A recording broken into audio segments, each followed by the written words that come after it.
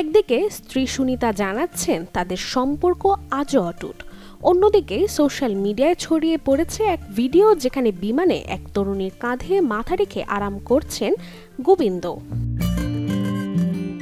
বছরের শুরুতেই বলিপাড়ায় গুঞ্জন উঠে দাম্পত্যে ভাঙন ধরেছে গোবিন্দ ও সুনিতার, তবে সেই জল্পনাকে শটান উড়িয়ে দেন স্ত্রী সুনিতা।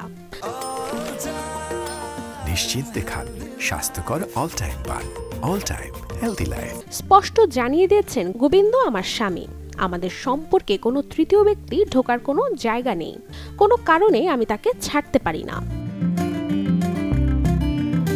তবে এত কিছুর মধ্যে নেট পাড়ায় আগুন ধরিয়ে দিয়েছে গোবিন্দর একটি নতুন ভিডিও। কালো পোশাকে স্টাইলিশ সানগ্লাসে নতুন গোফে একেবারে ভিন্ন লুকে ধরা দিলেন অভিনেতা। নিজের ইনস্টাগ্রাম হ্যান্ডেলে পোস্ট করা সেই ভিডিওতে কমেন্টের বন্যা, গ্ল্যামার এখনো মেলে, এটাই তো আসল গোবিন্দ। তবে পরের ভিডিওতেই যেন ঘটল আসল নাটক।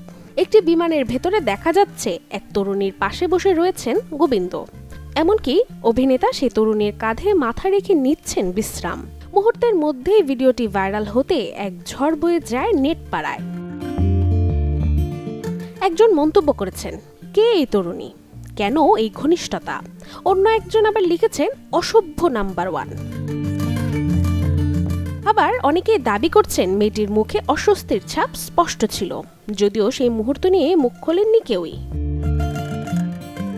তবে এই ভিডিও নিয়ে যতই বিতর্ক হোক না কেন, এখন পর্যন্ত সেই তরুণীর পরিচয় প্রকাশ্যে আনেনি গোবিন্দ।